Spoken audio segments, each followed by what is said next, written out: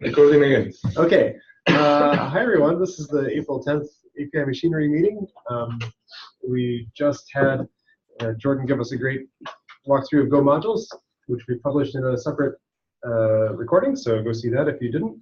And we have a few things on the agenda and not very much time, so I'm not expecting to get through this entire list, but we'll try to keep it brief on the KEPs and maybe it's a possibility.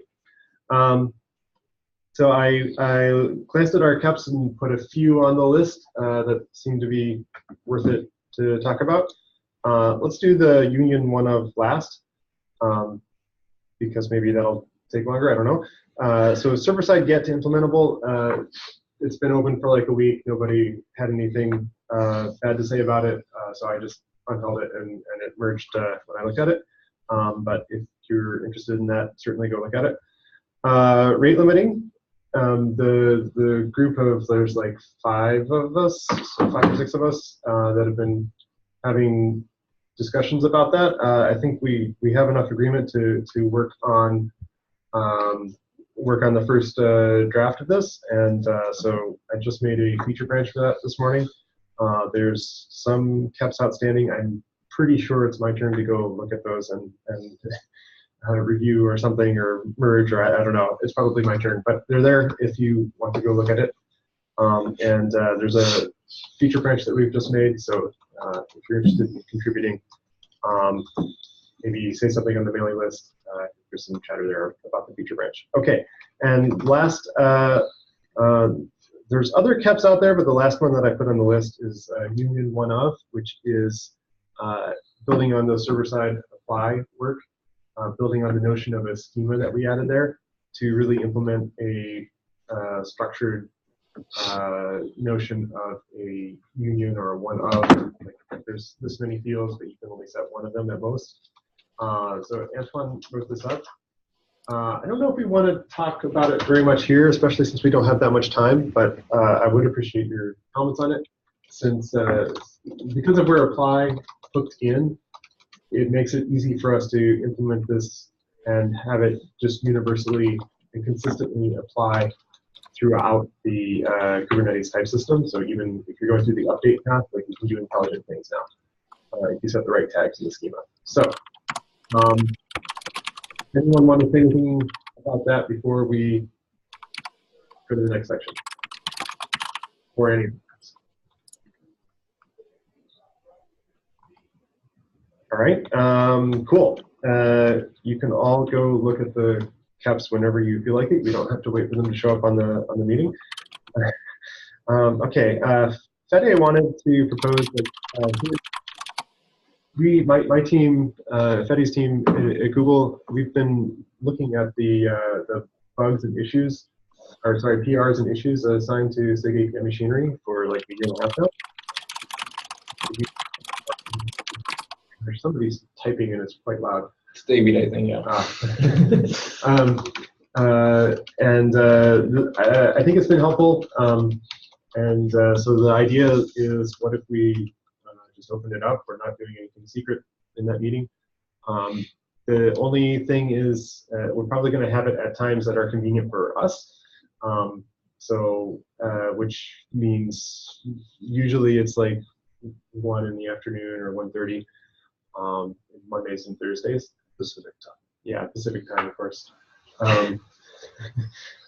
So does anybody have interest in like dialing in and listening, maybe volunteering for things? Sorry, I don't know what the meeting is about because of the typing. Can you please repeat? Sure. We have a query and a document that tracks where we last left off. We first look through all of the open PRs and find somebody to review it and or take it to the next step, or say no very nicely. And then if we make it through all the PRs, then we look through all the issues and attempt to find somebody to shepherd it through.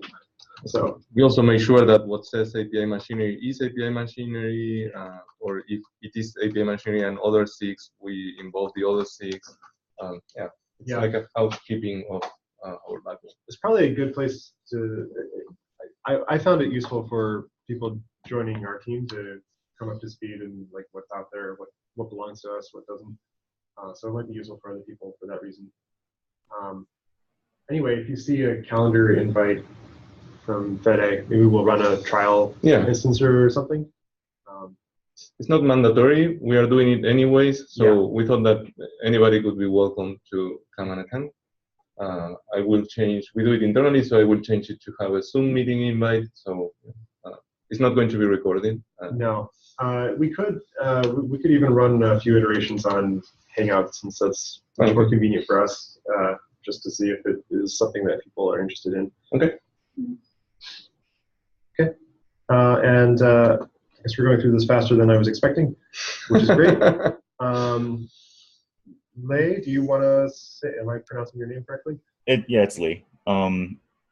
Yeah, so from the component standard working group, we are working on this feature that's actually in patch 7.4.1.1.1 that implements a strict encoding feature flag.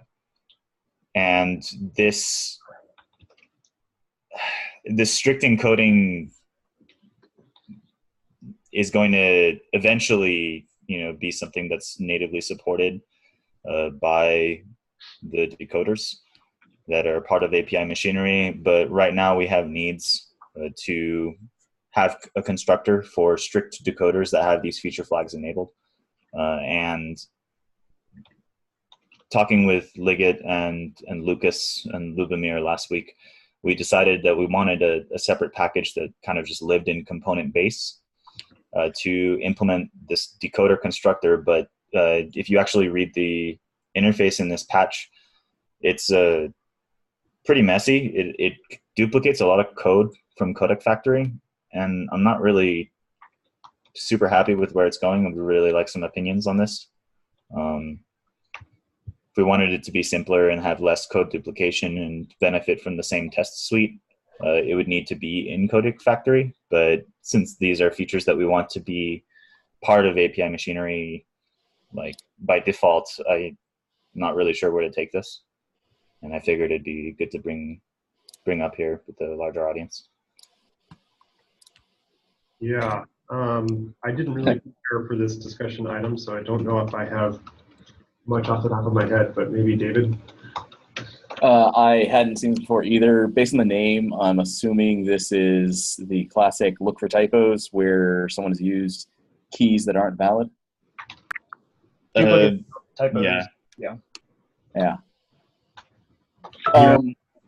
I guess I would be more interested in seeing a direction that makes it possible to cleanly decompose different kinds of decoders. Like you're adding another one, and you're saying it's difficult to do. In general, I don't see that as a reason to make an existing package larger. I usually see that as a reason to say, okay, this is the third one. Let's figure out which abstractions we actually need. But that said, I haven't looked through this particular poll. Yeah, I haven't looked at this enough either. We could consider exposing more, like splitting the package in a different way that exposes more of the pieces so that they can be reused. I'm not sure. Let me take this moment to encourage people to put agenda items on the agenda more than 30 minutes in advance. Can we get back to you on this? Yeah, I just wanted to start a discussion. Okay. Certainly take it offline in this meeting. Maybe. I just found out about this meeting yesterday, so sorry about the short notice. Oh no, there's no trouble. I just want to get you the result you're hoping for, but I don't think we can do that in the next 5 minutes. Let's discuss on the mailing list maybe. Is there? I know I saw some chatter about this already, but I'm not sure if it's because I'm subscribed to too many GitHub issues or if there was actually a mailing list discussion. I propose we talk about it on the mailing list, on the API Machinery mailing list. And if necessary, this might be a good thing to get a smaller group of people in a room. We can make a little bit more progress. I will at least take a personal action to read the issue, read the PR. Okay. Looks like we have made it all the way through our agenda. So thanks, everybody, and we'll see you in 2 weeks. Thank you. Have a good Wednesday.